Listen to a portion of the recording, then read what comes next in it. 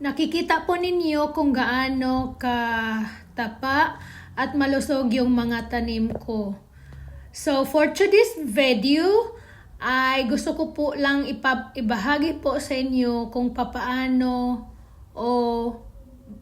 mag-alaga, magtanim ng mga gulay, mga bulaklak na magiging patuloy na malusog at maiwasan natin ang mga insekto. Sa nakikita nyo po, madali lang po tingnan pero napakahirap at kailangan po na maglaan po tayo ng oras at pira.